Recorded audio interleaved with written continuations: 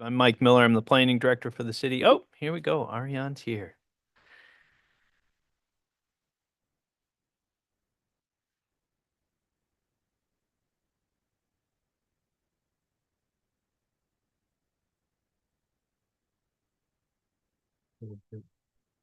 Anne Maria. Now we're rolling.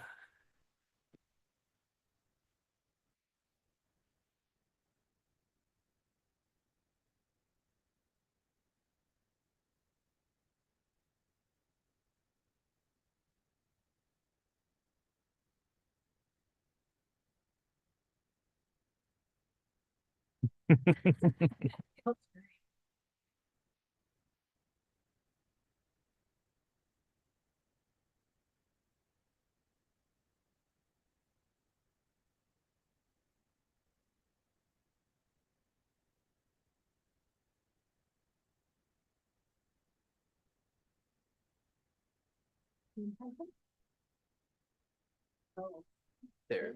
Oh, they're up here. Oh, okay. Oh, thanks, Tim. All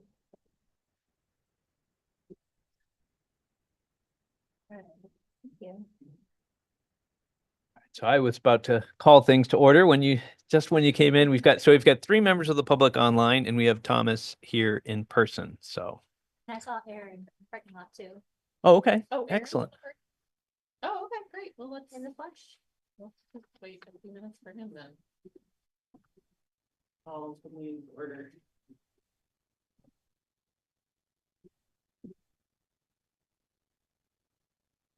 I thought was if we did start early, I could go through the presentation that Aaron has probably seen Oh, okay, all right. 18 times now. Do we, I forget, to review some procedures or? No, everyone here online are folks that we know. Just, the general rules, same as the city council. We'll call on you, use your raise hand function. And we'll get to call on you when we get to the questions. Right, does somebody want to move approval of the agenda?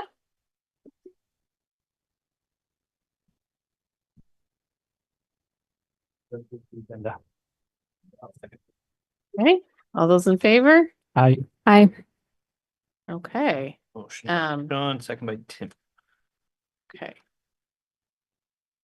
Comments from the chair? I have no comments this evening. General business, I'm assuming that most people are here for the public input session and plan to make their comments there, but if not, if you have comments about something else, please share them. Okay. Carolyn, Sure. Carolyn's here for the city plan comments, it looks like. Yes, and I realize that I'm kind of speaking out of order, but I need to go to another meeting shortly. And what I want to speak to is the section that comes up later, which is about the Berry Street Rec Center improvements. And what I'm concerned about is accessibility. And this isn't new to a lot of you, that this has been a concern of mine, that the building is simply not accessible. In 2018, the ADA committee did an ADA transition plan. And it seems to have been kind of set aside, but it outlines what's actually needed. In 2023, there was the 55 Berry Street feasibility study that was done, which I think is providing guidance for going forward. And again, I don't see much mention about handicapped accessibility.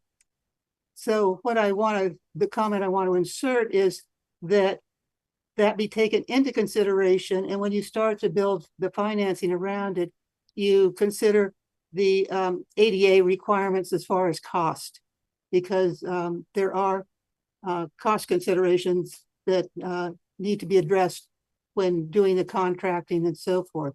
So I think that's pretty much what I have to say, that I really want to see that receives appropriate attention.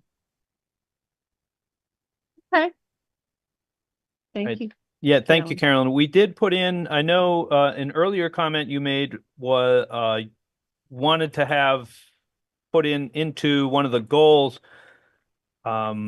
prioritizing, when it came to the capital planning, to prioritize accessibility and things in the transition plan. And while I can't find that right off the top of my head, I know that change was made. So it has been reflected at the goal level, but I will look at the recreation center specifically to make sure that that note is in there. So You, It could be the develop a Berry Street Recreation Facility plan online. It looks like it's printed to the right of that picture of the hockey image. And it says this facility will need 6 million to remediate hazardous materials and make it accessible for ADA. Is that what the goal that you were looking for? well, that's the strategy. That's where we would have put it. And so, Okay. yes, so that does reflect the need for the ADA for the Berry Street Recreation Facility. I just know there was also one maybe under utilities and facilities. Maybe I don't have that one printed out right in front of me. That it was at a goal level that we were talking about improving the facilities with prioritizing accessibility. But we'll double check that one. Looks like Peter has a question. Yeah, I have a process question. Am I correct that this is the last public input meeting on the chapters, and then 2 weeks from now is going to be the official public hearings starting? Yes, basically, while we warned the hearing, but obviously it takes more than 30 days, so it takes about 5 weeks to go through once you've warned it. So we didn't want to not give the public an opportunity to comment while the plan was waiting for the hearing. So yes, this is the last public input session before the public hearing, but the only difference is today, the planning commission can't vote to make any changes today. We would take all the comments, hold them, and then we'll have a list formed for the 24th where we can vote on those comments that we received tonight. So we won't be able to actually make any changes tonight, but we certainly can take input and we can certainly discuss it. Okay, I have a follow-up question. Are any of the people or committees or commissions or departments who contributed to land use, resiliency, community services, parks, rec, MSAC, cemeteries, et cetera, are any of them here tonight? I don't know I don't know if Carolyn is on, I don't know if on the housing or any of those committees. So no, I don't know. I don't believe you or Joe or Thomas Weiss is here in person. So I don't believe any of them are here.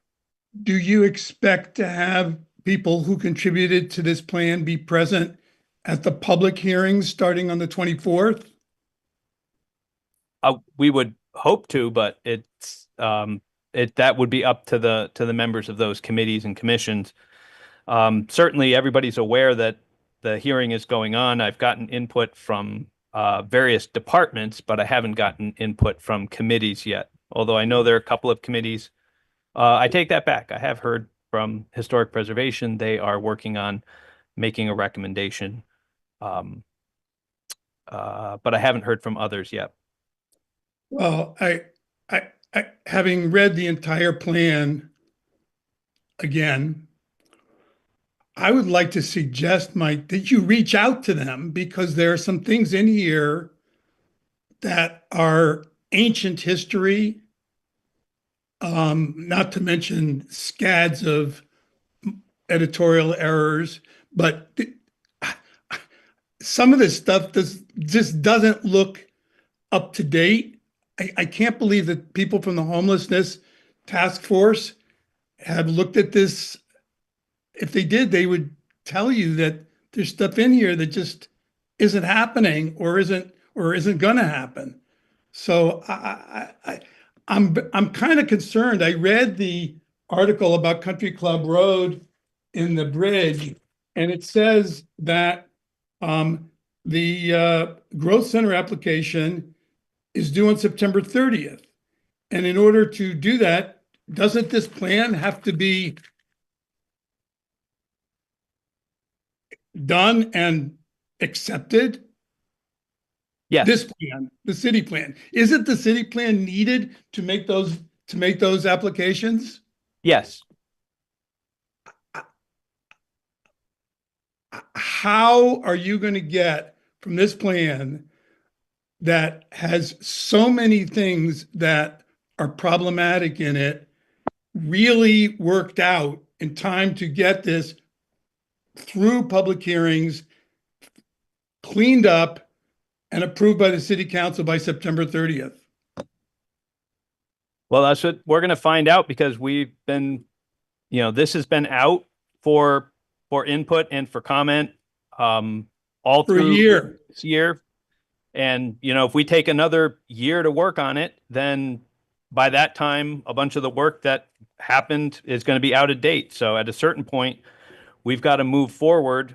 And if anyone wants to give us comments of what's out of date, we're more than welcome to review and make those edits at this time. But at a certain point, we have to make a decision that we're going to advance the project and move it forward. We can't be developing the plan forever. Well, I totally agree. And I think that time has actually passed. And I'm sorry, but unless there is a proactive attempt by you and the commission to get people to come to the meeting, you're going to get the kind of attendance that you've been getting, which is almost none. Peter, I invite you to take a collaborative approach to problem solving with us. So maybe Mike can, it's not that difficult to send out an email to the committee heads, I assume, even though you're very busy. I can work with Evelyn to send out another notice about it. Okay. Maybe we could do that. What is this? You want me to take a collaborative approach? What do you mean? I just mean if there's a problem that you're identifying, maybe you could, just take a approach to help us think about the problem together. That's what I am doing. That's why I came tonight. Okay. All right. Because I've come to a number of these sessions. I've seen a handful of people. This not only needs people to come, it needs the people who actually understand some of the chapters, the content. I think that's wonderful. I just heard your comments as critical, so I was inviting you to. I started out by saying I would suggest to you, Mike, that you make a proactive attempt to get people there. That is a positive suggestion. And you know what? I really resent you every time I come here implying that I'm just being critical. I have made hundreds of suggestions, and you all have taken many of them, which I'm glad about. But I focused on the housing-ish chapter. There are other chapters besides the housing chapter. The housing chapter is greatly improved. But I'm looking at some of these other chapters, and I can't believe that people have actually looked at this. And I think that they need to. And I'm making a positive suggestion that you reach out to MSAC, to the rec people, to the Housing Commission. How about, for example, to the Montpelier Commission for Resiliency and Recovery? If you reach out to them, reach out to the Disaster Recovery Organization, reach out to whoever is doing Maple, get them in here. There's actually been quite a lot of outreach. I've worked very closely with John on the resilience chapter and all those pieces, and their organization is the one that drafted the Maple plan. So yes, from that standpoint, the resilience plan has been very, very closely worked with the folks in the Montpelier Resilience and Recovery Commission. So in that case, yes, and it's been very recent, and they're still working on it right now. So- I assumed that when reading it, I assumed that was the case, which is why I think since they're evidently not there today, that you reach out to John and Ben and so forth and say, please come to the meetings starting on the 24th so that you can answer questions that the public may have. That's my suggestion. Get the people who know there. Thank you.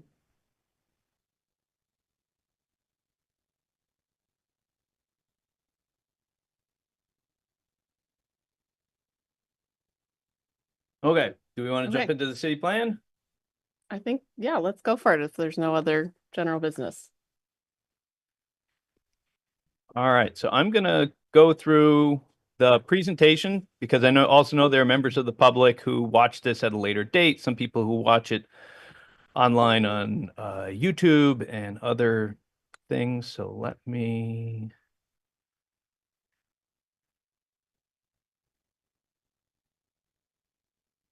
share my screen.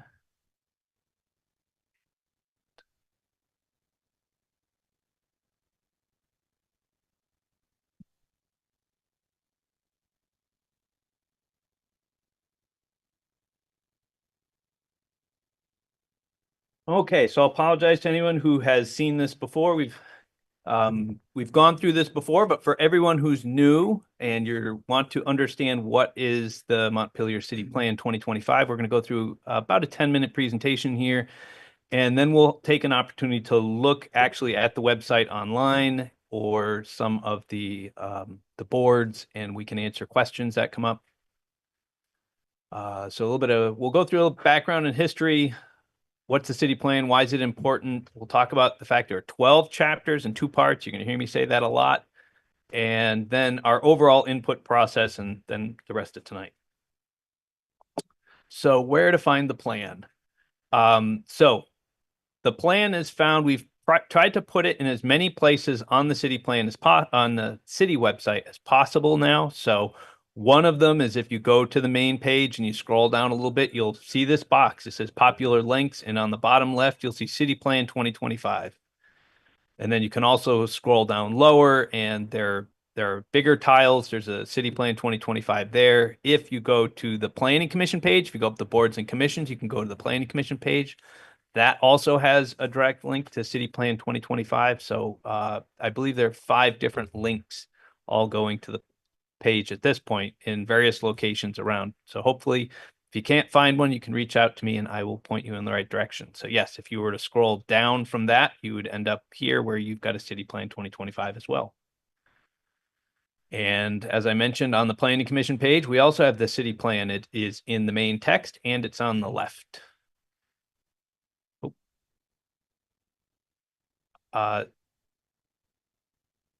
So when you go to the city plan, this is the city plan welcome page. So there are 3 tabs you'll see. There's the welcome, the plan chapters, and the additional resources. And so the opening page, I guess I'll back up. The opening page has a general introduction. Hopefully for the public hearing, after the public hearing, because we can't put it on till after, we will have a video that will help you navigate through the city plan. How do I find what I'm looking for in the city plan? That little video, it'll have a couple minute video that'll help you navigate through the plan. This opening page talks about some of the other pieces that we will show about why is a plan important? How is this plan developed?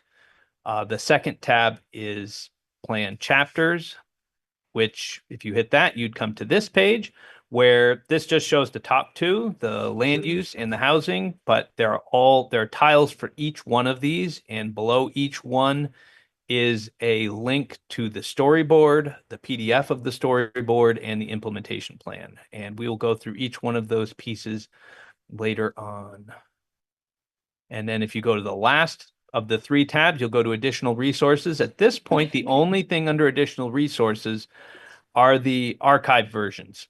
So everything that you've seen here, a PDF of the landing page, a PDF of the combined storyboards. So you can find individual storyboards on that plan chapter page, but we've combined them all into one.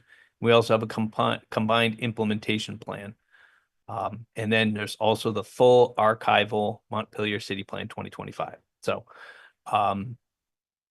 these are not formatted and looking nice. They because the plan is what we were just looking at. The plan is these websites and these storyboards. And so this is meant to be archival, the way that you can access them and print them out, because the others don't print out well. So, but we will make some changes to that going forward as well, potentially. So some background and history. For the past 50 years, this document has been called the Montpelier Master Plan. And that was true when it was updated in 2010 and amended in 2017. This 2025 plan has a completely new format and content, including the fact that we changed the name of the plan to the Montpelier City Plan 2025. And the reason for that is really a master plan is really a term of art. It's used in planning, it's used in landscape architecture, but what we have is a city plan. It is not a master plan. A master plan is a different thing. So because of that, we decided that we would simply correct the name in this version and just call it the Montpelier City Plan. So this update started in 2016, developing goals and strategies, working with various committees and commissions. One of the first big changes is that we chose to go with a web-based plan format with separate chapters for each topic. So that changed the format of the existing plan completely. So we now have 12 chapters to meet the different subject areas like housing or energy or transportation. And we'll get into that as well. There's also a new format for the aspiration goals and strategies. So these are how we implement the plan. And the goal of this was to make it a much more actionable plan, especially compared to the current plan. So we worked with various committees to develop these to try to make sure that the housing plan reflects the goals of the Housing Commission. Of course, this took a long time. So we did have to go through and try to correct for some of those time differences, because if somebody did their plan earlier, then it might not be up to date. If we did an energy plan in 2018, it wouldn't be up to date in 2024. So we've had to update some of those older plans. City plans are valid for 8 years. So what is a city plan and why is it important? Plans are not required under state law, but you do need them if you want to adopt or update your zoning. So that's one of the things. You also need a city plan if you want to influence state proceedings through Act 250 or Section 248. They're necessary requirements for many state and federal grants. So they're not required, but it's really a good idea for all municipalities, whether it's a city plan or a town plan, to have one of these documents in effect. And they are, if you're going to have a city plan, though, you have to meet certain requirements. And these are the 4 requirements that are required under state law. So how can a city plan be used? I'm not going to go through this whole list, but really a city plan is a foundational document. It's where we can come down with a common set of long-term goals. This is less of an annual plan than it is, it's the long-term vision. Where are we going? And what are all of the things that we're going to do to try to get there? Understanding that a lot of our things, making more affordable housing, is not something that happens in the immediate term, but happens due to a lot of long-term decisions that we will be making and putting into effect. And in combination, they will help achieve our goals. So the Planning Commission goals, when we started this, which I mentioned earlier, it was for the storyboards to give the public and decision makers the background on a topic. So when we talk about the storyboards, when we talk about the chapters, that's really meant to be those background information. Why is this important? What are we trying to accomplish? and how we're going to achieve them. The second goal was for the strategies to detail the implementation plans, that actionable plan. So we really had two big goals. One was to make the storyboard, have it interactive, have people interested in it. The city plan generally gets very little use. It ends up being, unfortunately, a shelf document for a lot of times. And we wanted to try to get it online and get it more interactive, more accessible to the public. And really, those storyboards were an interactive and hopefully interesting way for people to get involved. The implementation plans are a little bit more, I like to use the word wonky and very detailed of what are the very specific steps that we hope that the committees and the city council and the staff really make sure that they continue to address over the short term and the life of the plan to continue to implement those steps. The overall process. So we're finally at the end. We started this out with the 12 chapters, and we were going to review 3 chapters at a time. We are now in that last third of the 12 chapters. We reviewed 3 at a time over the past year, each with different input opportunities, plus comments online and through surveys. We had a table at the farmers market, and this is the final set of public input leading to the public hearing on March 24th. So the 3 chapters that are tonight, and again, these are the 3 topics, but everything is open to input. If people have any thoughts or comments, we are open to anything in any of the pages and any of the stories. But we're going to focus the presentation on these 3 because these are the last 3 that hadn't been combed through as much as the others. All the others have had more input opportunities. There are 3 chapters, 2 parts each. Each chapter has a storyboard, as we mentioned. Each chapter has an implementation strategy. Right now, all 24 pieces are on the new City Plan 2025 website. So everything is available. The full plan is warned. Each storyboard is in a web-based format. It follows a consistent context and format. Each implementation strategy also follows the same, has a similar format through all the chapters. And the strategies are the actionable pieces to achieve the goals. And some strategies are new and some are existing ones. So that's confused some people, that they think, well, we should be just talking about what are the new things we're going to do. But we thought it was important to also talk about what are the things that we are doing that we should just continue doing. So those boards have a lot of things that say, continue to do this, or do something new, or amend something that we're doing. And just for example, these are an example, on the left is the storyboard and on the right are the implementation plans. Just so you have a sense of what they look like when we're talking about the implementation plans. We're talking about what you see on the right. When we're talking about the storyboards or the chapters, we're talking about what's on the left. So I'm going to leave the PowerPoint and bring up each of the storyboards and strategies, or we'll walk through whatever ones we want. I'll do land use because that's generally the one that gets the most attention, but I can pull up any chapter, any storyboard, and we can take input, comment, answer questions. What do you like? What do you don't like? Do you have specific questions? It really, this is an opportunity for the Planning Commission to hear from you on how everything went. And if you're looking to contact me, I'm Mike Miller, mmiller@montpelier-vt.org. Let me just jump out of this.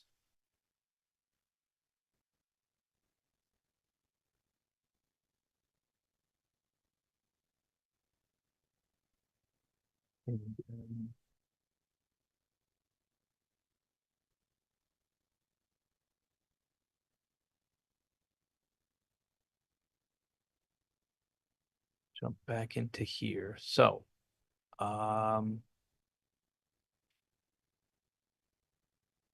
this is the Montpelier City Plan. As we said, this is the actual city plan now. It's now an online document. This allows new features like interactive maps to better connect you, the public, decision makers, and staff to our collective aspirations and what actions we plan to take to achieve them. We hope you find this approach more interesting and informative. Please take advantage of our feedback opportunities to send us comments.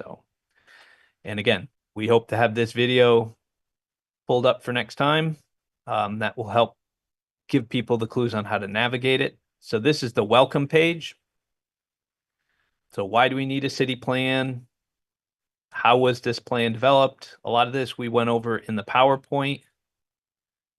Comment on the regional impacts, and a thank you from me to everybody, public, commissioners, and my staff and different folks we've worked with to make this plan happen. This was a lot of work. If you click the tab for the plan chapters, again, this will pull up this page where, as I mentioned, we have 12 chapters.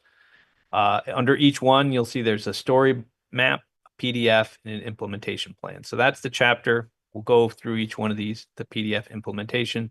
The chapters, if you're trying to know what are the 12 chapters, they are land use, housing, utilities and facilities, economic development, resilience, historic resources, energy, arts and culture, transportation, natural resources, public safety and community justice, and community services. So let me open the land use story map first. So if you were to click on that, you would come to the land use. And obviously, once this is done, it won't say draft public hearing. That has to be there to keep it in the banner, guiding Montpelier for years to come. Each chapter has the same topics: introduction, planning context, synergies, implementation summary, and who's involved. So these go through a conversation, a brief introduction. Some of them are longer, some of them are shorter, of what are the goals of the land use plan, the plan context. So in this case, this map includes information found in maps used in other chapters of the town plan. So this is about bringing things together. The land use plan uses maps from other chapters to create a set of future land use maps. A future land use map to define areas, a zoning map used in local regulations, and a state designation map used in state level programming. So these are some of the layers that are pulled forward. Yeah, I'll just click on designated downtown. Each one of these maps has a legend. They are, you can move around in them. So you can grab with your hand and move them around, or zoom in and zoom out. You can't use the wheel to zoom in and zoom out because that moves you in the plan document. So, but it does give you opportunities to kind of take a look at what are the various topics. Open space, this is the Parks Commission green print. And again, so people understand we have both statutory requirements as well as wanting to explain things and educate the public on things. So a number of these are things that are required under statute. So in the land use plan, we have to address open space, forest blocks, and wetlands. And so a number of these are here because they're required to be here, but we also think it's just a good idea. These are all the things we're trying to pull together so people can understand the background of how we make these determinations down here. There's also a requirement for a current land use map. So this shows us where the residential, non-residential buildings are. What is the actual, what we call a land use land cover for Montpelier. And then we get to the future land use map. And this map has designations based on what are in the state. And I'm already going to tell you that we are working on a draft revision to this map. We sent this to the state. The state is doing an entire statewide. There are very particular rules on how to develop this future land use map.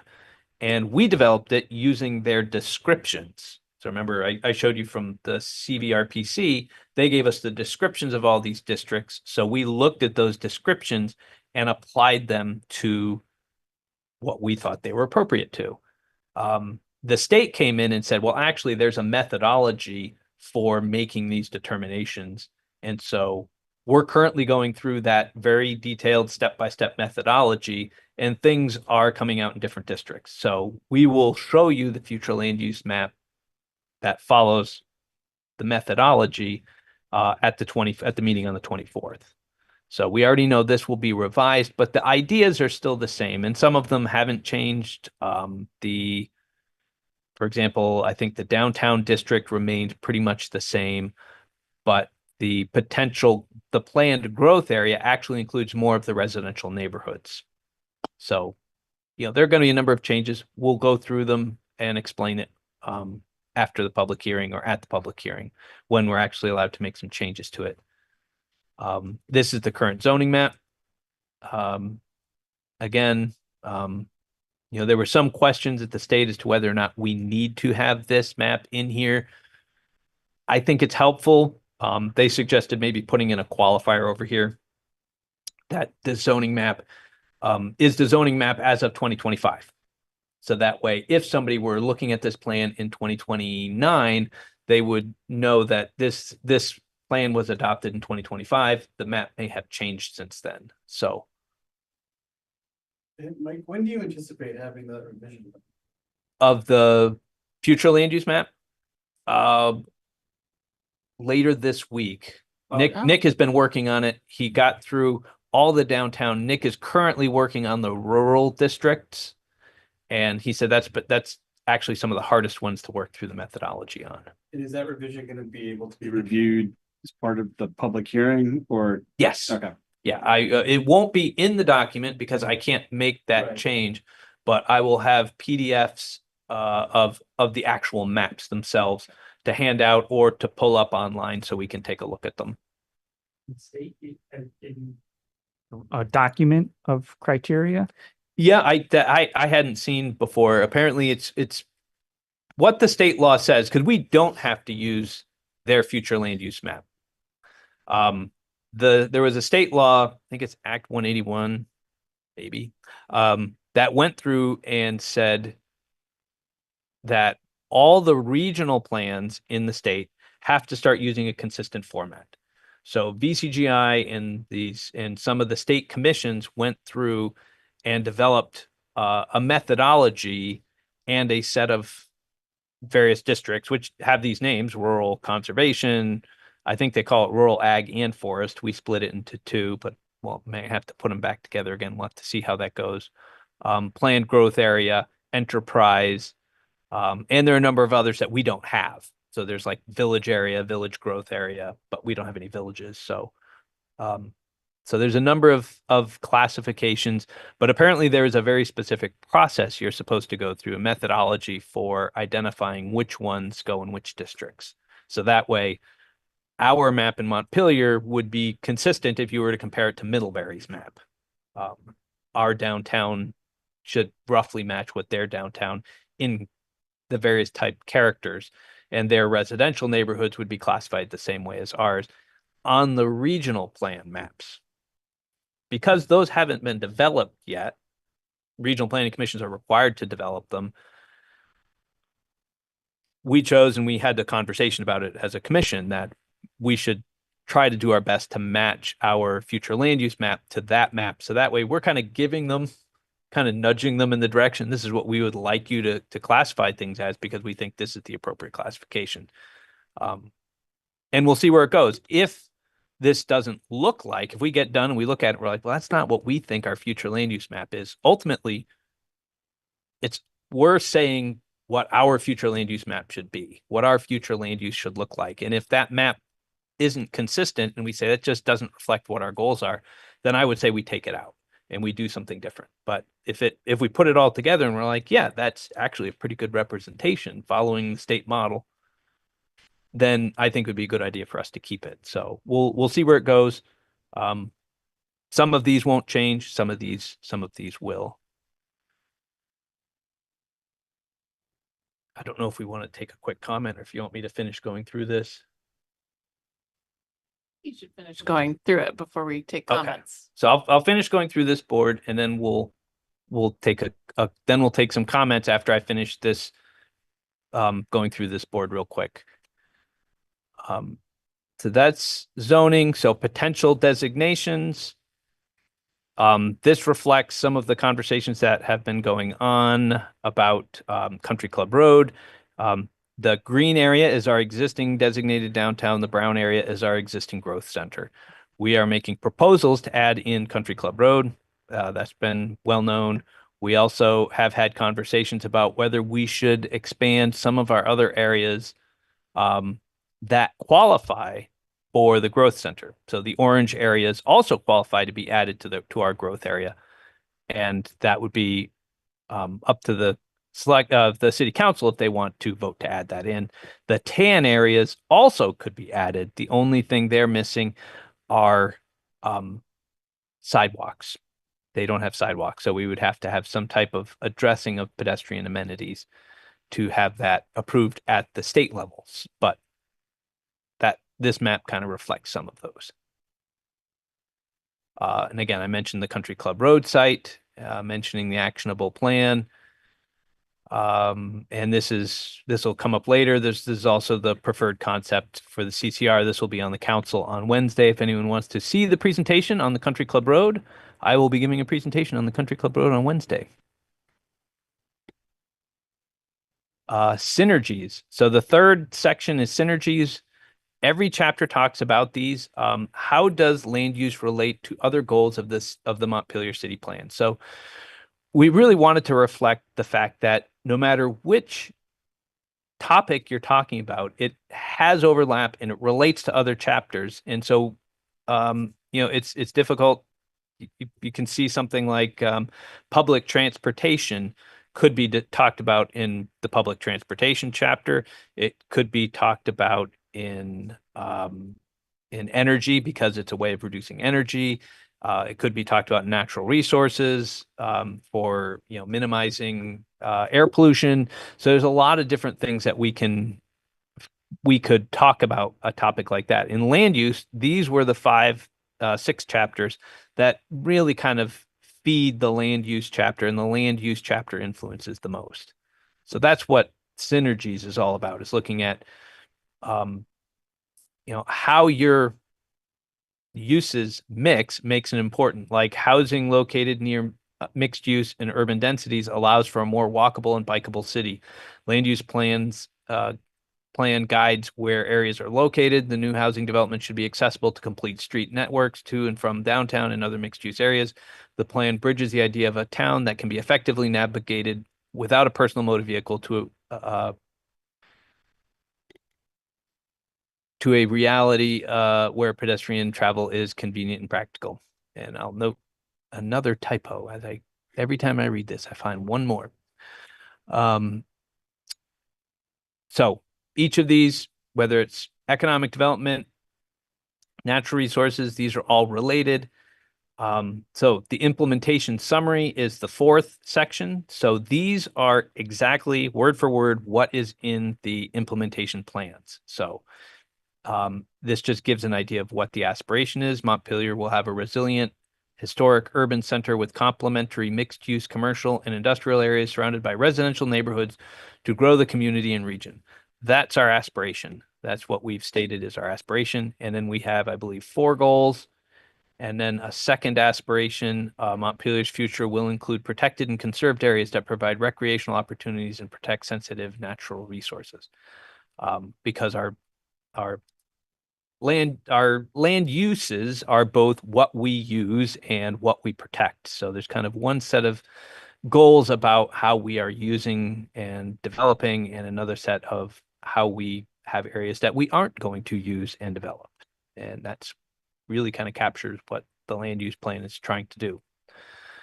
Then we have an implementation summary, and this looks at those implementation boards, and I will show you what the implementation board looks like, and it summarizes it into just a written text of what we're trying to do. Unified development regulations, those are your zoning regulations, are the primary tool for organizing a community. Regulations define uses and densities in each area of the city, outlining, for example, in which areas will be used for housing and which will be used for commercial purposes. This arrangement in the regulations and zoning map is critical to ensuring that the goals and aspirations of the town plan are achievable. And then who's involved? who is responsible. And mostly this falls on the Planning Commission for developing the regulations and administered through the zoning regulations, and a number of other places in here, including departments Montpelier Alive. And if you click there, or if you were to go back up, you'd come to the actual land use plan, the same aspirations we just talked about, the 5 goals that we just talked about, and then a number of strategies. So the strategies include to continue to implement the Country Club Road actionable plan. Then there's a description, and this is true of all of the strategies. There's an action that we're going to take, continue to implement the Country Club Road in this case, Country Club Road plan, a description of what that means. In this case, there's a link to the actual plan itself. What's the priority? This is a high priority. It will be a high cost project. It implements goals 1, 2, and 3. So we've got goals 1, 2, and 3. So this strategy implements those 3 goals. And then who's responsible? This falls on the planning department, and it is a project. So we define each one of our strategies in one of 5 ways. We have projects, programs, plans, policies, and permits. So we have a number of strategies. Continue. Again, we talk about this. We already have an capital improvement program, sometimes called a CIP. That is a continue. Others are doing something. Let me see if I've got anything. That's update the green print. So that's kind of an amend and continue to administer. Other chapters will have things that will talk about doing something new or different. So I will. Let me take a moment to, I'll hit stop share, but let's just so we can get a couple of comments and then we can jump back in.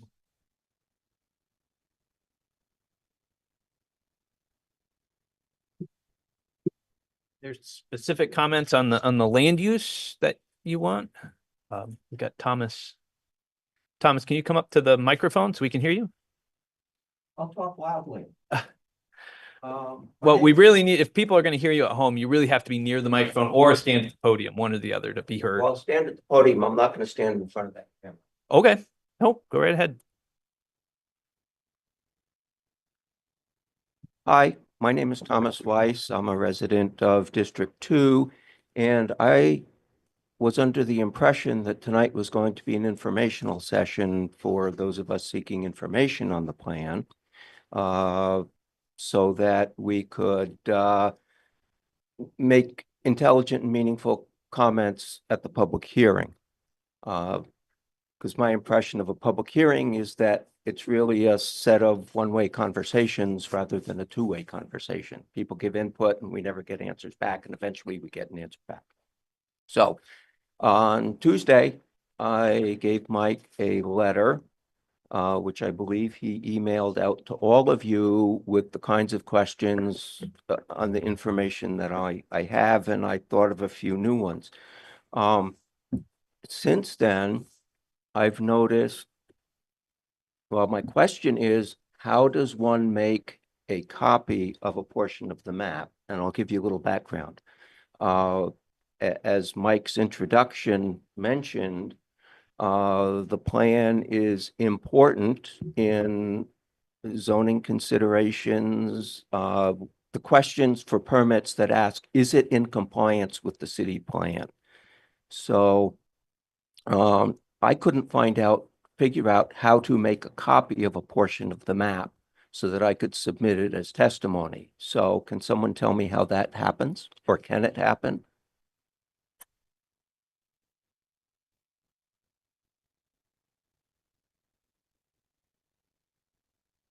All right. So some of the pieces. Getting to.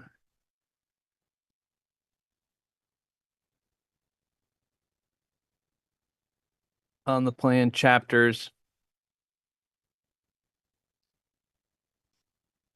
Make a story map. I mean, I went to the plans, the maps, future Yep. land use map, and I tried to highlight it and I couldn't so I could screen share it or something, the portion that I wanted, and it didn't work. So the question really is, how does one make an appropriate copy to give to the Act 250 District Commission, to give to the Department of Environmental Conservation for one of their I will, permits? if there's a specific, we can take screenshots of them, which is what we typically do. But I can ask, But I couldn't do that because whenever I tried to do a screenshot of a portion, it just moved the map around. There's also the PDF downloads for. Each of the chapters, and that has. But the PDF download doesn't have the interactive map that I can. No, it's throw not up, does it? interactive. Hmm? You're right. It's not interactive. But it's a.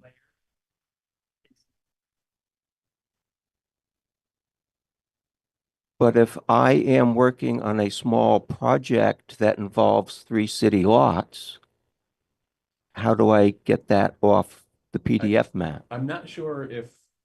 Well, the city plan isn't going to have all of that information available in all of the maps. The city of Montpelier does have other resources for GIS mapping that includes parcels, zoom in, get that information.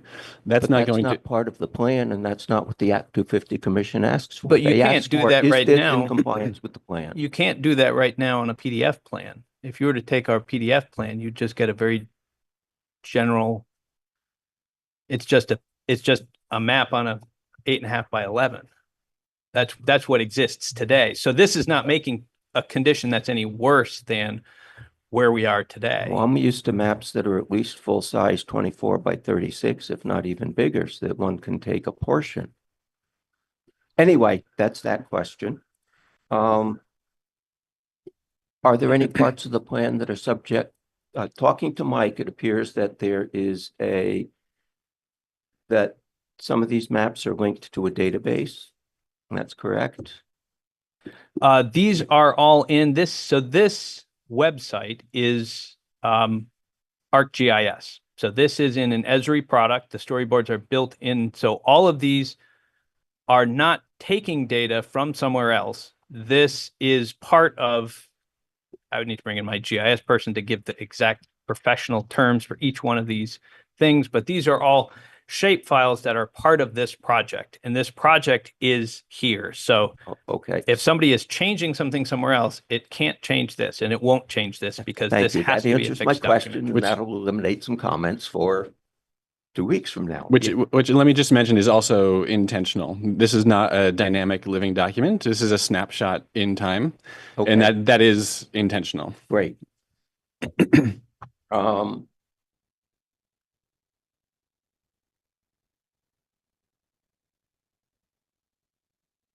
and I had some other questions relating to how long this will be available. I also do research and like to know, for example, how plans evolve over time. So if somebody's doing this 30 or 40 years from now, and it's all digital, how does somebody get the data to be able to do that? So this is going to be, there are going to be the legal requirements, and they're going to be what would be nice and desirable. So from a legal standpoint, the municipal plans, according to the Secretary of State's office, are required to exist for the life of the plan plus 3 years. So at that point, we could legally take a box of all of our old plans and shred them. There's no legal reason and requirement for us to keep them. That said, we keep them all because they're important. They're a resource that other people want to come back and check with. But from the legal standpoint, they have to last a certain amount of time. Now, the expectation is that we'll keep this as live as long as we can. It's just data points. And, at some point, as Thomas points out, some things are going to change over time. We don't have floppy disks. We don't have things running that we had 20 years ago. in 20 years, who knows what systems will be the system of choice. But all the data layers all have to be sent to VCGI, which is the state data layer. So these are all accessible at the state. But this will also have those archived versions. All of Thomas's questions have been sent to our city attorney so he can review them, make sure there isn't anything in here that we are legally missing and required to have. One of the recommendations that we received up front, we haven't gotten the legal review back yet.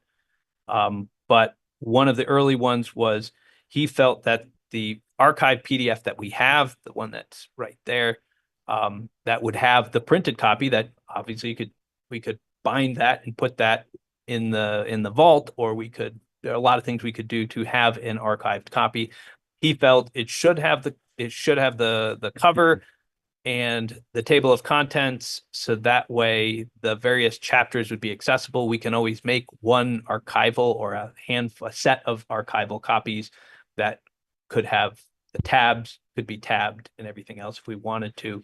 But it would probably have to be numbered in such a way that it's like the first chapter is 1-1, 1-2, 1-3. The second chapter would be 2-1, 2-2, 2-3, just because of how this document is assembled based on the fact that it's PDFs of web pages. So we would probably have a set of documents that would work in that way. And then we could print out those 11 by 17s and fold them in the back to have so that way we could make an archival copy that would be available into the future in the event that somebody wants to do it. But what would happen, I don't, over the long term, I don't know, but at least there would be an archived copy that would be there that would have all the words on it. And the data layers themselves may over time not be available. I think we've talked about, do we want to make a map book? I think our decision was no, we wouldn't make the map book because it's going to make things. As soon as you make the map, it's got certain features that are going to make it. The online version is the plan. And as soon as you make that other map, the more times you make the map, the more likely you have to use the exact same data and make it look the exact same way. And if one pulls a road map from one data source and the other one pulls a road map from a different data source, it's going to look a little different. And that's going to lead to a confusion in an Act 250 hearing of, well, which one is the right one? Is it that map that's online, or is it this map over here that's the printout map that was made? And we want to have as few of those as possible. That's why the PDF version has to be exactly the same, because we literally took the website and PDF'd the images. So it has to be the exact same images. So that was a little bit of some of the things, but we do have our attorneys looking at it to make sure there aren't any other technical pieces that will come up as an issue. But we will look to see if there are ways of making a printing out of a map and see if that's a feature that could be added relatively easily, or if that's something that is not possible. I'm not the GIS person. I've got him in my office. I appreciate you allowing me to take so much time. I've got one more comment. I would appreciate something, well, maybe it's not necessary. For the PDF copy, a table of contents would be highly useful. And I'm not sure whether on the welcome page, putting that table of contents with links to all the other pages. So it says, storyboard for chapter 3, and you'd click on that and it would go immediately there rather than having to go through maybe 2 or 3 pages. I appreciate you're giving me so much time tonight, and Mike and you who have been answering my questions as well. Some of the answers that I'll need to not make egregious miscomments in 2 weeks.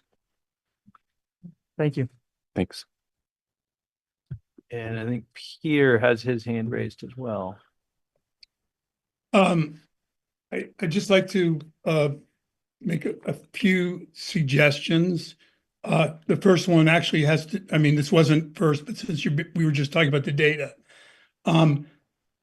Somebody, one of the commissioners mentioned a particular map, or somebody mentioned a particular map that should be noted that it was a snapshot in time. All of these are snapshots in time. And I think that dates should be provided for all story map data slides so that people understand that these so-called interactive maps are just snapshots in time. I think it's really important because otherwise there's going to be misunderstanding. The second, I already actually made this comment earlier, but I think that all possibly relevant committees, organizations, and departments should be given one last opportunity to read and make recommended changes to the penultimate draft. And in particular, city council members, the city manager, department heads, as well as the committees of some overarching missions, such as the Social and Economic Justice Advisory Committee, the ADA Committee, the Youth Committee, should be asked to read and offer their input. Again, this is what I was talking about, proactively reaching out so that you don't later have comments about, hey, what about this? What about that? You didn't, try to get some of these other groups, really try to get them to read it. The entire document needs to be copy edited by a professional copy editor who has not been involved in its authorship. I was in publishing for much of my career. You have to do this. You cannot have your own people, the people who worked on the writing, and you can't just depend on Evelyn. And I'm going to get back to this in a minute. You need to hire a professional copy editor and a professional proofreader. And those are two different things. Those are two different things. There are tons of typos and left out words and so forth in here that a professional proofreader would catch and would be able to fix. Similarly, there are lots of stylistic issues. I think that Aaron did a terrific job on a lot of it, but he didn't get to all of it. And I'm not sure that he will be able to. You need a professional copy editor to do this. Most of the strategy sections of each chapter, I think, need to make clearer what is really new. Mike commented, and I was going to say, so many of this stuff is continued. I think that you need to look more carefully at those continued and see whether there are whether it's modify, add to, expand, a little more than otherwise it looked like continued.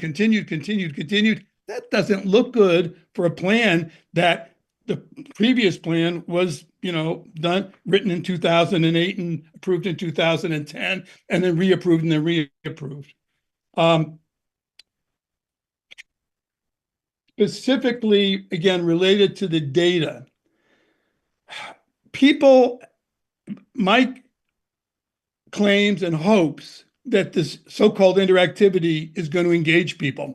I personally don't think it is, but let's see, okay? But I'll tell you one thing I do know, because I was involved in technology publishing for many years, that people have much higher and different expectations. In fact, just now, Thomas's questions got at that. They have different and higher expectations of something that is online. And in fact, this whole thing is a snapshot. So putting it on the web, keeping this up to date would have been really problematic. But if it's just a snapshot, it's not going to be as much of a problem. But some of this stuff is going to start looking very creaky very quickly. In fact, some of it already looks creaky. How are we going to do this, especially since with the recent budget and staff reductions, which are going to affect Evelyn and I can't remember his name, the tech guy, and the contract with the SE group has got to end at some point. Maybe it's already ended. So maintenance of the web version is really not going to happen. So I commend you for taking my suggestion that there be a PDF version. But the PDF version is also just a snapshot. Somewhere you've got to have a plan, Mike, for starting to collect the changes. It can't wait until 8 years from now. So what I'm suggesting positively is that you start working on the 2030 plan now. As soon as this is approved, start collecting the changes that are going to have to be in the next plan and have those honestly be available and reviewable by all the relevant parties as you go. Don't wait until we get up against it. That's what happened in 2015. That's what happened in 2017. There wasn't time to look at it. And so there were just a couple of little changes that were made each time. And then finally, the welcome section. The welcome section, I'm sorry, it's embarrassing. You got to have that be rewritten so that it's more candid, more accurate. This Q&A, why do we need a city plan? Here's the answer. And the answer that's given here is not really why we need a city plan. Mike actually verbally explained why we need a city plan. It's to be able to qualify for other things. It's a different question than how will a city plan be used? And that's a very good question, because in fact, the way I have seen the city plan used is not by the implementers and the planners, but by the NIMBYs, the people who want to oppose things. And they go, oh, you can't do that. The city plan says XYZ. And what city plan were they referring to? Because you heard this when you guys wanted to make zoning changes about a year ago. I think it was Thomas who kept saying that. Oh no, this is inconsistent with the city plan. The city plan, which was adopted in 2010 and slightly changed. And that's, in fact, how the city plan is used. It's misused. It's used as a hammer. And so there needs to be some thought given to how to prevent that, or how to modify that, or how to mitigate that, because the real reason for a city plan is that it's more or less required. It's not state mandated, but boy, it sure is, because otherwise we can't apply for various designations and so forth. So I hope you will think about really revising that introduction so it's more like Mike's presentation, not this Q&A, which does not work at all. So those are my suggestions for today. And I didn't know whether to make them today or whether to make them at the hearing. Thank you. Thanks, Peter. I just wanted to respond quickly to one part of that, if I can. Who is talking? Peter, this is Tim Sinnott. Okay. Okay. Thanks. I think I might have said that this is just a snapshot. And Mike can correct me if I'm wrong here. But it shouldn't be called just a snapshot. It is a snapshot on purpose. It's an intentional snapshot. This is not a dynamic document. It's not static because we couldn't make it dynamic. It's static because it has to be static. This is the City Plan 2025. So I think your suggestion of putting a timestamp basically on each one of these maps is a really good idea. But this was never intended to be dynamic, and actually it would be incorrect if it were dynamic going into the future. So yes, it is going to look, I think you said creaky in parts of it, and will look creaky almost immediately as, for instance, zoning continues to change, as things continue to change, as development continues to change.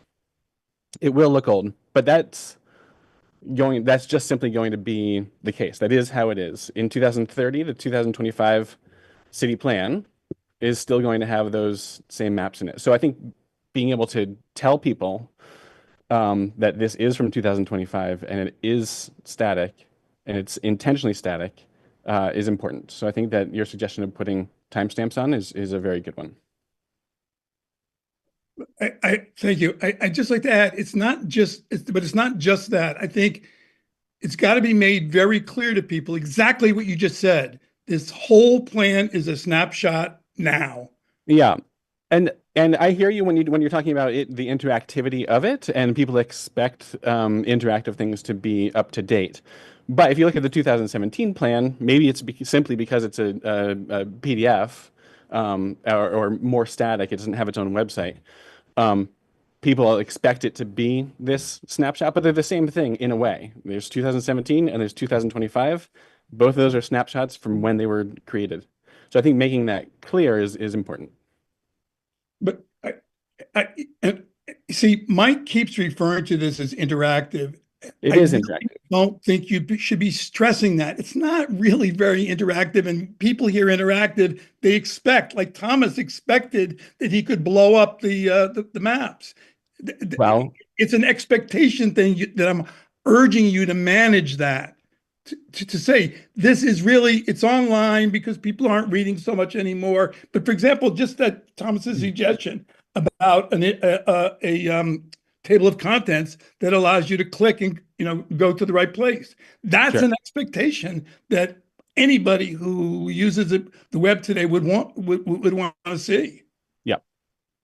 yeah, the last thing I want to say is that this is the definition of an interactive map, an interactive website. It is not dynamic. So I just want to make that distinction. It's interactive, but not dynamic. And I think at some point, it was brought up adding a search function, which would be very helpful. If you're looking for a table of contents to also have a search function to be one or the other, right? Yep. Yeah. That was one that was, we had a small list of things that never made it over the finish line. And the search function was one of the ones that we didn't get to vet. We don't know if we can or can't. So that's one that's on there.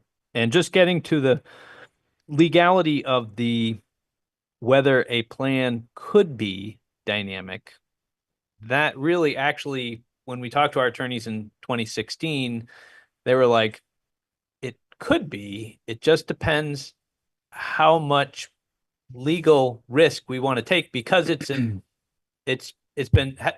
no one's ever taken it to court.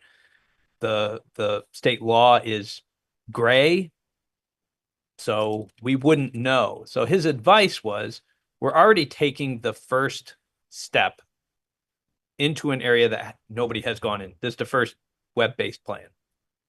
For us to try to go all the way could set ourselves up into a position where we put ourselves in a legal peril that we don't need to. I can guarantee you that technically- somebody would. Yeah. Because what we had was a lot of people, especially, if you're talking about the energy committee and stuff, they wanted to see potentially like a dashboard that, if you get to 2027, that dashboard is continuing to grab data, and you can see these online. There's a lot of AI programs, and it grabs data and puts it in there. So that way the plan actually changes over time. And the question is, would that be legal or illegal if it's just grabbing data? And I'm sure if you get 10 attorneys, you'll get 10 opinions. Our attorney said, his advice was, let's take the first step. Let's make that first step. Let's adopt the plan. All the data within that plan must be fixed just as if it were a fixed plan. Now, we can obviously go in. When you're in that storyboard, you can zoom in on your house to go and say, oh, I can click on wetlands, and I could zoom in on that map to see, do I have a wetlands by my house? Now, the fact that we can't print that map out, legally not required, but all right, is there a way that we could make it printable? And I'll have to check on that to see if we can print out. Again, I was able to do a screen snapshot on my computer, but I don't know.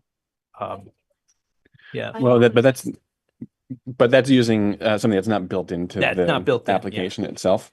So if someone has that sort of third party, yeah, exactly. But if someone, right, and some mapping applications, you can do that. So I think that's sort of the question. Yeah, there. we'll see if there's an easier way of doing that. But so just so we're clear, we have made sure that this document does not evolve over time. So, if the state comes out with a new wetlands layer, it's not going to be in this plan, because we have the wetlands layer that was in this plan when it was approved. And if the state comes out with a new layer, we would have to revise our city plan.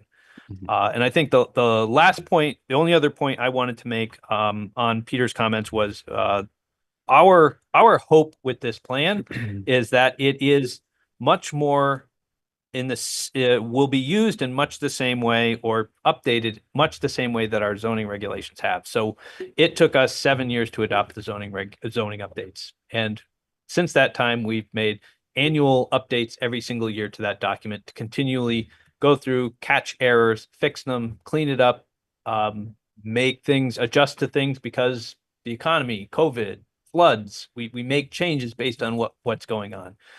I want to see and expect to have this city plan work in that same way, that every year, and maybe it's something that triggers it, a recession. So we all decide, let's go and take a hard look at our economic development plan and make sure that it's in good shape.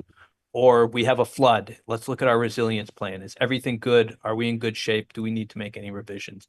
And that way we can make amendments over time. Every single year, we're continuing to look at this to make these adjustments. So that way we can have a robust conversation in the same way that the one of the big comments of the 2017, 2018 zoning update was, it's just too much here.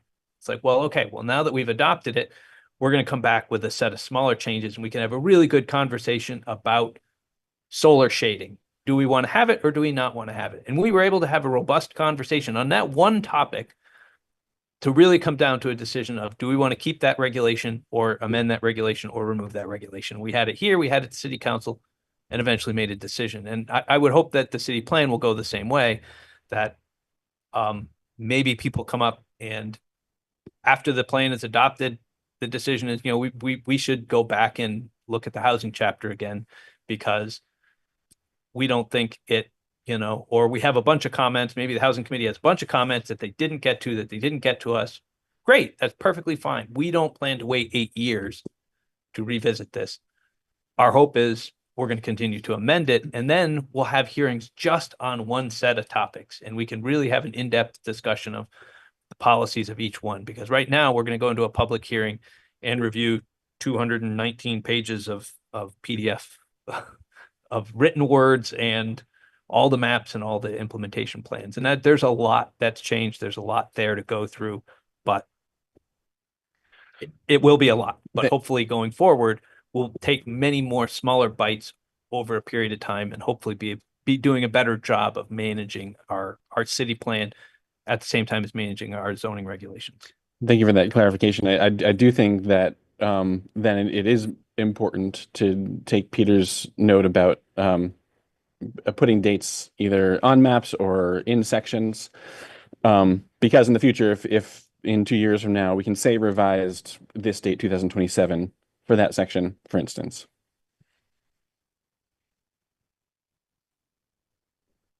Mike, would these literally be amendments? I'm a little confused now. I thought this plan is this snapshot in time. It would literally be an amendment. So under state law, there are 3 things you can do. You can adopt the plan, you can amend a plan, and you can re-adopt the plan. And so what I would envision over the next 5 or next 8 years is that we would amend the plan, which doesn't extend that 8-year deadline. You still have that 8-year deadline is good for, but you would develop a revised plan, and then the adoption process for an amendment is identical to readopting a plan. So there'd be public hearings, there'd be input, there'd be public hearings. It would go to city council, there'd be warned in the paper, all the same thing. Everything you have to do to adopt a plan is the same thing as amending the plan. So, but Mike, where would that amended plan be? Would you need to go into the online version and change it, or would it only be in the PDF version? No, it would revise online. No. How are you going to afford to do that? Who's going to do that? It's actually not that difficult, and we have a number of people in the city who have those skills, including Nick in my office, who's our most recent hire, and he's a GIS specialist. And in fact, we were able to get the wrap up the SE group contract. We had them because they could we needed somebody who could put a lot of work into it, and they did. We signed the contract with them. They put together about 95, 98%, and then we handed it over to Nick, and he did a lot of this last stuff to get it over the finish line. It was all Nick. So he works as our planning and zoning assistant, but he has a master's degree in GIS, and he works with DPW on some of their projects. So he's got a lot of experience. And if anything were to happen to him, he were to leave and take a new job, the RPC also has people who have these same skills. Building this takes a contract. Amend something that there's a lot of people with those skills for. And if we needed to, I mean, I think we built this whole website. The contract, a $40,000 contract, was to build the entire thing. So think about just making an amendment. It's going to probably be a couple $1,000s if we had to go to a private consultant. But again, at this point, we can do everything in-house. Just so in case people don't know, this is Esri is the ArcGIS, and that's a company name, and that's the platform, but that is the preeminent GIS system that is used around the world. So it's a huge system, huge company that is not going anywhere. We own licenses because we already own the license. It's not something we had to purchase for this project. We already own it because most of all the cities, which is why you can go in and look at all of our sewer and water lines, all of our utilities are all mapped in GIS. It's just the basic platform that everything is done in nowadays. And so our DPW crew has probably 3 or 4 people who can do, at least 3 that can do GIS. And in the planning department, we have 2 that can do GIS. I used to be trained in GIS, but that was a long time ago. But the idea is this is not as hard. As we said, we own the licenses. We didn't have to upgrade our licenses to have this, to be able to do this. It is now hosted. We host it. There's been a question about where it's housed. Although the name SE Group is in the title, we are trying to see if we can change our web address. Technically, they developed it, so it's got their name in the URL, but we own it and it's in our license. So it would be nice to change that to City of Montpelier, but we haven't quite gotten there yet to figure out if that is possible. But if SE Group went bankrupt, that wouldn't change our URL. We wouldn't lose that website in any way because we own that license and it's in our system. So, yes, from an update standpoint, as I said, all of this has been very easy I've been surprised how easy it's been for Nick to make these updates. So. I do see that we have Doug Zorsey joined. I don't know if he wanted to make any comments. Oh, looks like we lost Joe Castellano. I spoke with Doug, so I don't know if he'll have any comments. So he might be viewing. Doug is somebody we've been working with. But Then he's looking. I did have a question that if Doug isn't going to make a comment. I know that Peter brought up the copy editing and proofreading previously. Is that something that we're going to be able to have in the budget, or? I haven't had it in the budget. I have to go and see what we've got available. I do know after we got everything put online and after we warned it, I went through and I've got a stack of probably a number of the typos that Peter was referring to. So I have found a number of them, and I will give you guys the list to go through and approve the typo changes. Okay, so you found some. I found some, but again, yeah. he's not wrong. I mean, if it would be great. I've never in any plan development had copy editors go through. But obviously, if anybody has the time to go through the plan and find any more typos, or if you want to wait for me to finish making my edits so you're not finding all the ones I already know about, we should try to do our best to capture all of them. And you guys should review the welcome page. I mean, based on Peter's comments, if we want to rewrite things because stylistically it's clunky or doesn't work, you guys should take a look at that. Because that was one of the last sections that kind of got put together. So if you guys think that needs revisions, we can make revisions after the public hearing.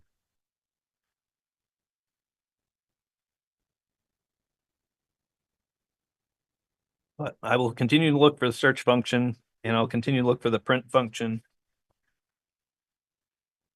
And I think the video will help with some of the navigation pieces. Mike, one other thought I was having during the comments. I wonder if some type of citation page as well might be helpful. That could also just sort of reiterate, this is how you would cite this document, the month, the year. I don't know where that falls in priority and pricing and, everything else, but just a suggestion that might help reiterate the point that this is the citation for this document.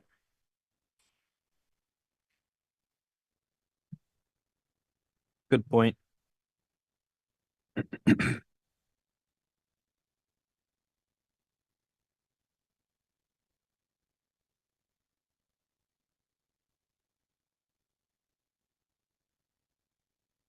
So I don't know if as we said, we do have the other two chapters. But I don't know if we have folks that are looking for making comments on those or not. But resilience, I will say, that is one we're still working with the commission on. They made a number of comments at the start, and they still had a couple of comments that they wanted to get to me. I gave them the deadline for the public hearing, so maybe we'll get some more comments and edits. But we certainly have had a number of them that they've made.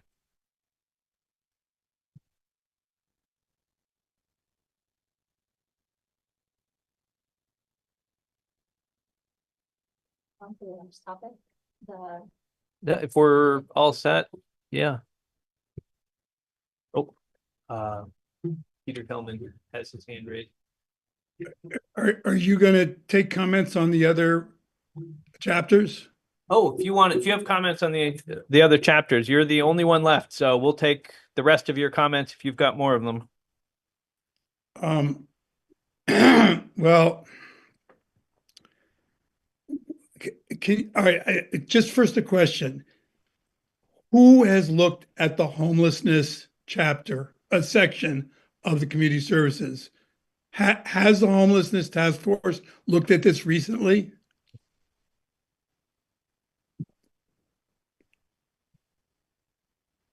I mean, I used to be on the homelessness task force. About 2 years ago.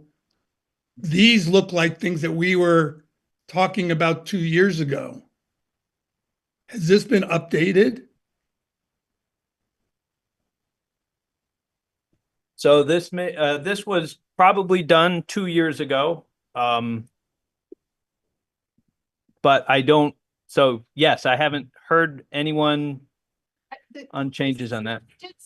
I think Meredith from the homelessness task force did submit comments to us that were on the matrix that we Yes. discussed. Yeah, we have Yes. made some. Yeah, we have made some comments because we had a considerable set of discussions during the housing chapter about where we should emphasize homelessness. So we had a number of topics that were on homeless shelters that we wanted in housing, and some housing policies as they apply to homelessness were in the housing chapter. And then we had a number of other ones that we saved for community services, which was homelessness. So I can put it back out to them, but it was developed with them, I want to say mostly working through their chair at the time.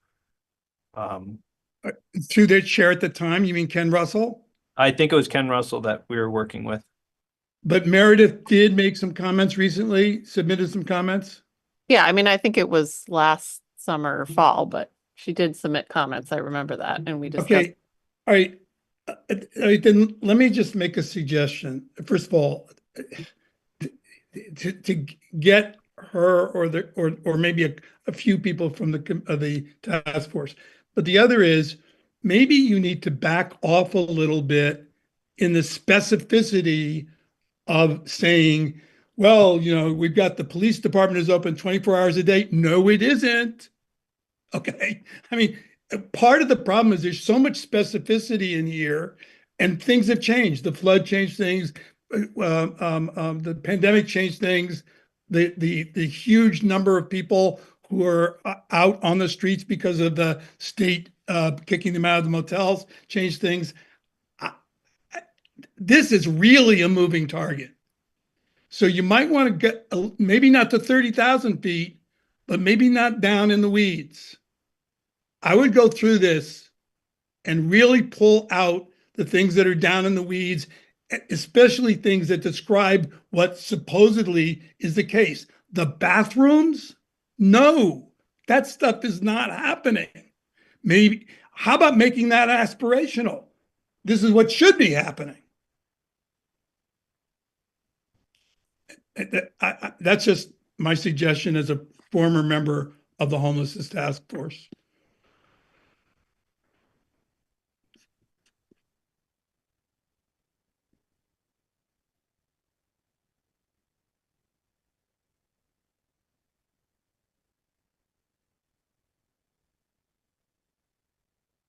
I don't know, Mike, you probably caught this, but one of the, I don't even remember which chapters anymore, but in the headline of the strategy, it says pursue, spelled P-E-R-S-U-E.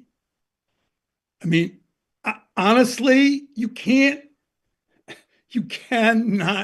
proofread your own work. It's just not professional. I don't proofread my own work, and it's got lots of errors in it, but it's not public. It's not a public document. If I give it to my wife to proofread, she finds all kinds of stuff that I didn't see because you can't see it when you're so close to the document.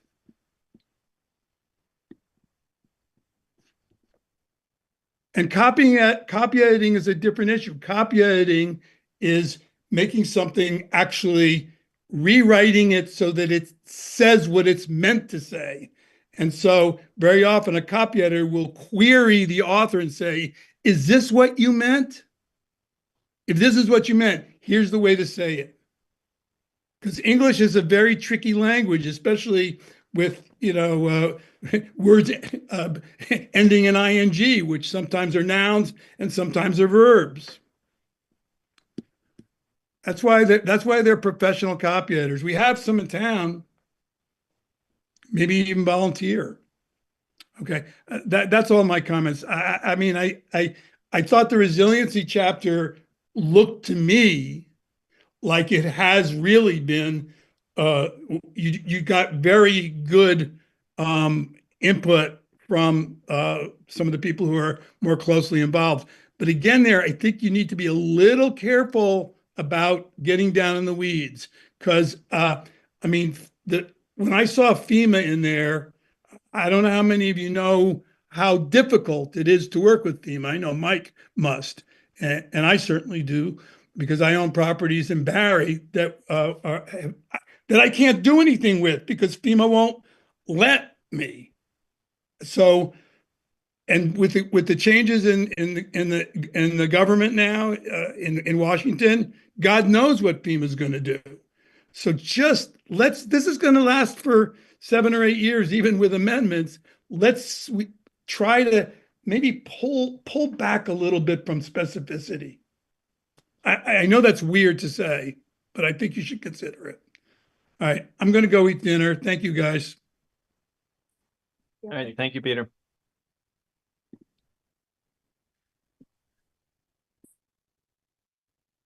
All right, so we want to jump to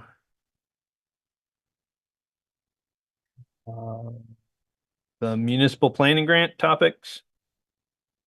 So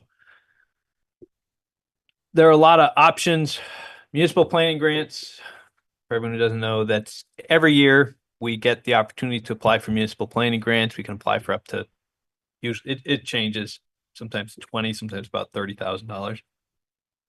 And it's really the primary funding source that you guys get for working on zoning updates or plans or whatever we want to be working on. And there's certain, obviously, priorities that they're trying to work through. And one of them for this year is, again, it's been housing, and try to get those types of projects going. My thought for the municipal planning grant for this year would be to apply for, in order to do Country Club Road, we have to put in a TIF application, tax increment financing. And that'll pay for the utilities to go to the site and within the site. And so we have some of the money already set aside, but we don't have enough of the money. So my thought was, because we don't have a project imminent right now, that we would work on that. It sounds like a couple of the things we'll be talking about this year's work plan a little bit in the next item, but none of those seemed like things that we were going to be needing a consultant for. We've got the talent in-house to go and kind of work on those. So my thought was we would put the money towards the grant application to help with paying for TIF. Anybody has any other ideas? But the application is due the end of March, end of this month. So I'd have to kind of get lined up with what I'm applying for. Can you give me some examples of projects or money, things that you've put this grant money towards in the past to give me an idea? We did, so the last one was for the SE group to do the city plan. We had one before that for DPW. They were trying to do some innovative scanning for the pavement condition index, the PCI.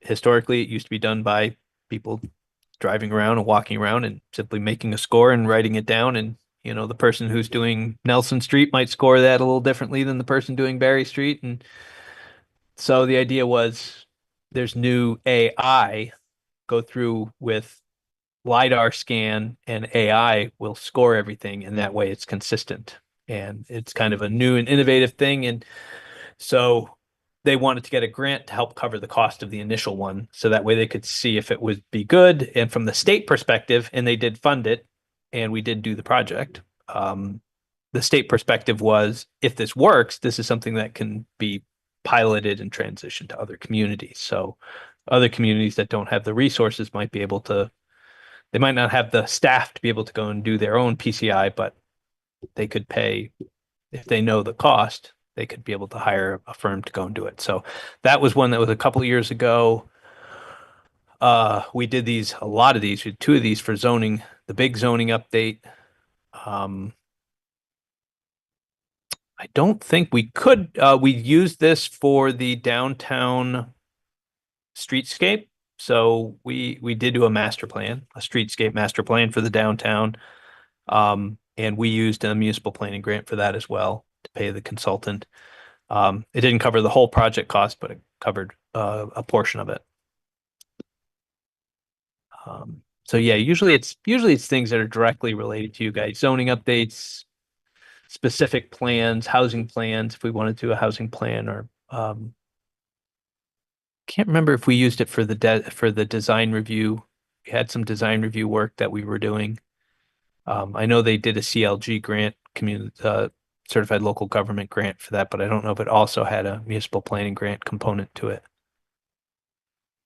So I have a series of quick questions, and I apologize. I know that you've explained this to me before, but this happens infrequently enough that I forget everything about it. Who does the application go to? ACCD, Okay. Agency of Commerce and Community Development. All right, and then the grants, are they block grants or are they project specific grants? They're project specific. Okay, so in that case, one, what's the size of the grant that we're looking for to do the TIF work that you're talking about? And secondly, are there alternative sort of projects that your office was sort of considering it as an alternative to this? I just want to know kind of what Yeah, another. menu of possibilities are. Yeah, I mean, another option that we were looking at for a grant would be if so I think the maximum grant, we'd probably apply for whatever the maximum grant is, understanding that if we got knocked down and only got partially funded, we would take the partial funding because we do have some money that we can put towards the TIF, but the TIF application's 30 to 50 to $60,000 and I think we have 40, so if we could at least get 20, we'll help to cover that gap. The other projects we had been thinking about, everyone remembers, you know, the in the flood in 23, my office was flooded. I was in the basement. We had all of our files, boxes and boxes and boxes of files, and they all got soaked. So everything got wet. So we shipped them all to Massachusetts, where they had a freeze dryer, and that's what they do for a living. And they freeze dried all of the documents, but to get them there, we just grab them and drop them into boxes and send them out, drop them, drop. So there's no organized, there's no labelings, there's no nothing. They're just boxes and boxes of 150 boxes of all of our permits from the past 40 years. So when people come in to do research, they usually would come in and pull the files and see if there were any permits that were pulled and be able to document them. Well, we're trying to go for a paperless. We now have a paperless by force, and now all of our stuff going forward, we scan in and it's in our database. So everything is now digital. We don't have any paper copies going forward, but we still have 150 cases of permits that need to get scanned and put into the database. One of the options was, geez, we could get a municipal planning grant, maybe help to get that up to date and get those in. But we haven't done enough of the background work to kind of get an idea. I mean, we could just randomly say, do as much as we could do for the amount of money that we've got. We can't do it with our own staff. There's just not enough time. It's just hasn't been working out to be able to do it that way. So we would like to see, we did have our Nick replaced Audra. Audra had been here for 17 years. We kind of hope maybe we get Audra during the winter, pay her a little bit to come in. We all just experienced what was in our budget. So our budget, you know, we lost many people, lots of vacant positions were cut. So we didn't lose any money in planning, but we still, it's a tight budget environment and would be inappropriate for us to go and ask for additional money for my department when other departments are getting cut. So the thought was maybe we could apply for a grant and maybe municipal planning grant. So that was the other big topic, but we just didn't really have an idea of, we didn't know if she'd be available. We don't know, you know, we were hoping that we'd get her in for a little bit to go through and run through, do a box, tell me how long it takes. Then I can multiply box times this and have an idea of this is how much money I need to actually do the project. But we also can just simply go in and say, let's do as much as we can. We got $20,000, see how many boxes we can get through, or we got $30,000, let's see how many boxes we can get through. But it's important to do it right. So we can't just go and, oh, we'll just get volunteers or we'll just get an intern or we just get, because if they're not linked to the right place, then it's really not useful. The point is to make sure we can also go through and that's why we were hoping to get Audra to be able to go through and say, this doesn't matter. We don't need this. We don't need this, but we need this. And that way we can also kind of shrink the pile a little bit, make it go a little bit faster if we've got somebody who knows what they're doing and is familiar with all the information. So that was a little bit, probably the second biggest thing that we do really want to be able to do at some point. It's just a matter of how do we. So that would be the other big one. But yeah, making sure we've got the resources we need to get Country Club Road is, you know, that is far and away, you know, the number one priority the city council has, create more housing. So that was why we put the TIF at the top of the list. Sure. So one last question then. So absent the grant, do you have a sense of how you close the cost gap to get that TIF application done? Not yet. You know, we all kind of sit there and hope that, you know, it's like, well, we got maybe that local options, we can close the gap with that. I mean, initially we had gotten $500,000 for Country Club Road only 150 of it went to actually advancing the city project. We were hoping all 500,000 would be left to the Country Club Road, but it didn't work out that way. We only got 150 of it. So that's kind of shortened that out a little bit. Our hope is that there'll be additional resources somewhere along the way that would fill that $20,000 gap. Sometimes you have a good year. This isn't one of them. So sometimes, and that's just because you get a snowy year, and it's not like one big snowstorm. It's been 30 small snowstorms. So DPW has everybody working overtime. And so that just means there isn't going to be extra money at the end of this year. Unlike other years, some years we have extra money simply because DPW didn't have a lot of snow days. We didn't get a lot of water main breaks, so there's not a lot of overtime. The budgets are built to assume a certain amount of overtime. So sometimes the years come to an end and the auditors come in and say, you guys ended the year in the black, $150,000. This year won't be one of those, unfortunately.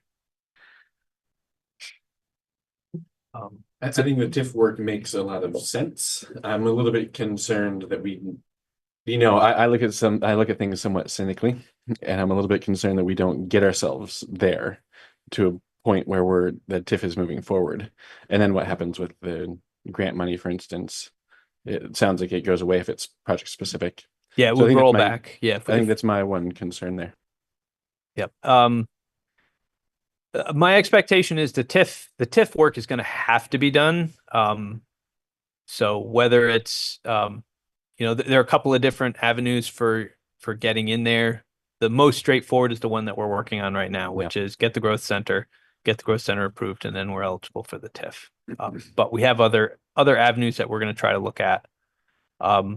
The governor's looking at there are a bunch of laws that are being proposed right now at the legislature, because the number one thing it sounds like the administration is trying to push for is making sure that municipalities have the resources they need to make the utility upgrades that are necessary to make housing. Basically, what they're learning is we change all the zoning for housing and nothing happens, and all the municipalities say, well, because there's no sewer and water capacity in a lot of the villages.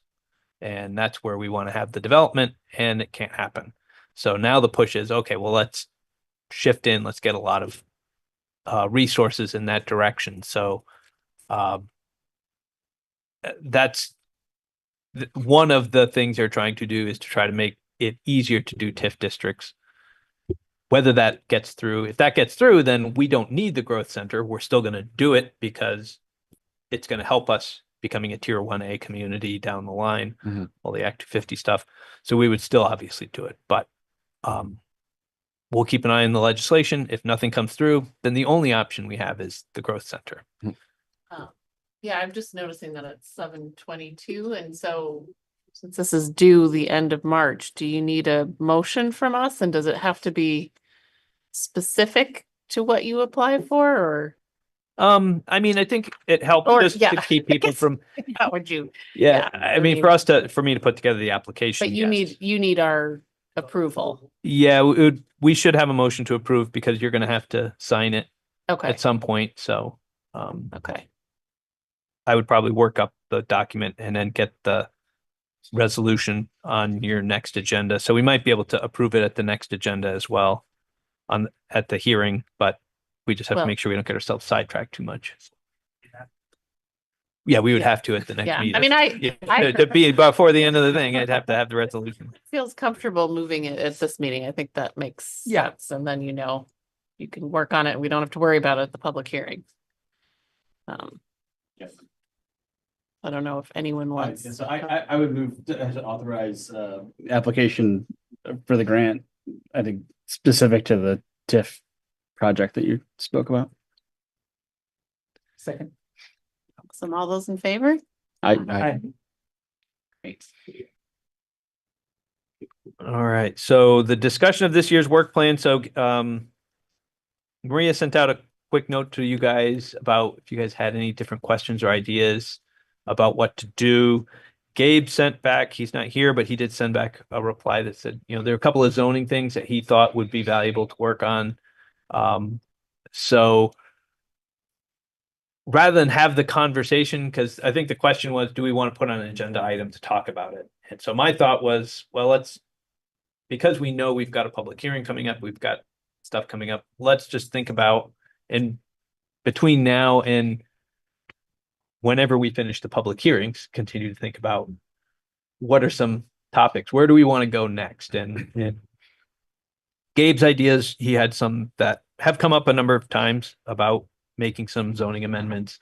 And I think we have in our office a punch list of zoning changes we haven't done. I think the last one we did was April of last year. So usually we would be working on a zoning update by now. So but it sounded like from him we should have more of a conversation on some of these very specific topics that seem to be hanging up projects. And so that's probably a good topic to bring up whenever the public hearings are done. But if anyone else has any other ideas of things that, hey, can we look at, or do you want to look at?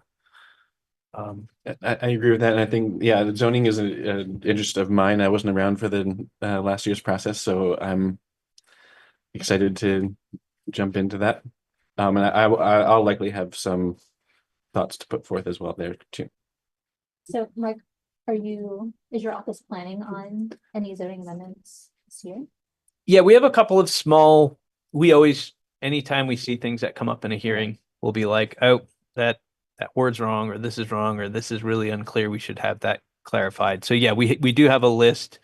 It's a small list. I mean, it's probably a half dozen small changes that we would propose, but there are always opportunities to do bigger things. We do have lists out there of, boy, those subdivision regulations, they've been bad since we adopted this. Maybe we should go through and do a big review of that. That would be a much bigger lift, but I think we can certainly sit down and have a conversation and put all the things on the table and then decide, do we want to do a really, take a scalpel to this, or do we want to kind of open it up and take some bigger topics? And even your small edits would still have to go through city council. Oh yeah. Yep. It would be a full process. There will be some other smaller things that'll come up throughout the year. As Stephen Whitaker has pointed out many times, for the growth center application, we need to have a capital budget, and it has to be one of the capital budgets approved under the 4430 statutory process, which requires the planning commission to adopt and approve that. I don't think it's going to be a big deal. I don't think it's going to take a long time. I've already been talking to the state about it, about what they would expect in that. And I said, capital budgets can be anything. They can be Excel spreadsheets. They can, but they also can be very narrative. And a lot of these types of ones end up being narrative because it's what are the costs? And we can lay out the $18 million of costs to build out Country Club Road. And how are we going to pay for it? And here are the programs we're going to use to pay for it. And it's, and the rough timeline that we expect that these will go through and what grants we would be applying for. And so it's less of what you might think of, or that somebody might expect, like a capital budget would be, sometimes it's like, oh, we're replacing cruiser number 1 in 2027 and cruiser number 2 in 2029 and cruiser number 3. And then you've got this big long table that goes out for 10 years and it maps out where all the capital equipment, all the capital improvements, when are we paving this street?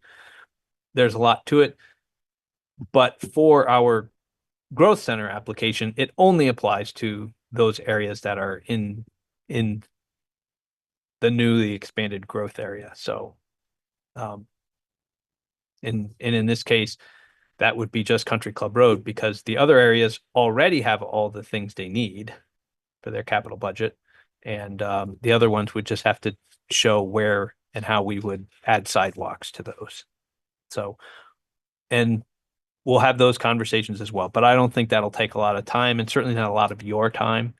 It will be a public hearing that'll come up. It's something I'll develop. We'll have a hearing on it, but I think your time would probably be spent doing a lot of the zoning, unless, like you said, there's other things that come up that a topic of interest, something in the city plan that you want to follow up on. We can, we can talk about when we want to. Now, when the city plan is approved, putting it to bed for a couple months.